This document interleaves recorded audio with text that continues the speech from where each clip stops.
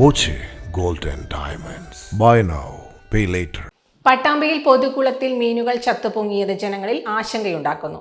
കീഴായൂർ ആനങ്ങാട്ട് കുളത്തിലാണ് മീനുകൾ കൂട്ടത്തോടെ ചത്തുപൊങ്ങിയത്. സുരക്ഷ കണക്കിലെടുത്ത് കുളത്തിലെ വെള്ളം ഉപയോഗിക്കുന്നത് താൽക്കാലികമായി നിരോധിച്ചു. അതിൽ കട്ട്ല, പരലുകൾ, ഐറ്റംസ് ഒക്കെയാണ് അതിൽ ചത്ത് കൂടുതൽ കിടക്കുന്നത്.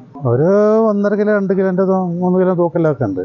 കുറേയൊക്കെ ചത്തു പോയിട്ടുണ്ടാവും, കുറേയൊക്കെ പരുന്തുകളും അങ്ങനെയൊക്കെ എടുത്തു കൊണ്ടുപോകണമല്ലേ, അതേപോലെ എടുത്തു കൊണ്ടുപോകും. പട്ടാമ്പി നഗരസഭയുടെ നേതൃത്വത്തിൽ കുളത്തിലെ വെള്ളവും ചത്തുപൊങ്ങിയ മീനും വിശദ പരിശോധനയ്ക്ക് അയച്ചു.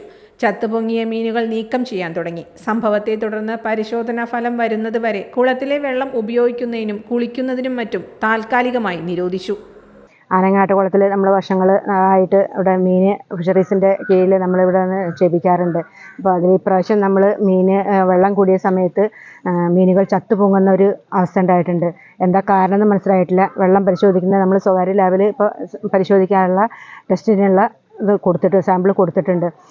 മത്സ്യ സമൃദ്ധി പദ്ധതി വഴി മത്സ്യകൃഷിക്കായി നിക്ഷേപിച്ച മീനുകളാണ് കൂട്ടത്തോടെ ചത്തുപൊങ്ങുന്നത്.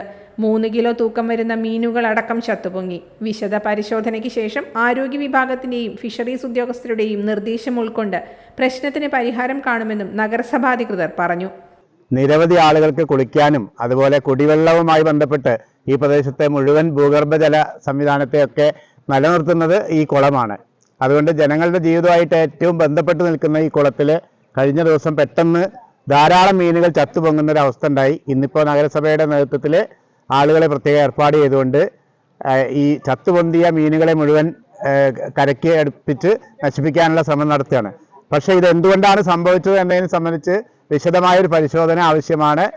ലാബിൽ ഈ വെള്ളം ടെസ്റ്റ് ചെയ്യാനും അതുപോലെ ചത്ത മീനുകളുടെ അവശിഷ്ടങ്ങൾ പരിശോധിക്കാനൊക്കെയുള്ള സൗകര്യങ്ങൾ നഗരസഭ ഏർപ്പാടാക്കുന്നുണ്ട്. പ്രദേശത്തെ സ്ത്രീകളും കുട്ടികളും അടക്കം കുളിക്കുന്നതിനും മറ്റും ആശ്രയിക്കുന്ന മണ്ഡലത്തിലെ തന്നെ വലിയ കുളങ്ങളിൽ ഒന്നാണിത്.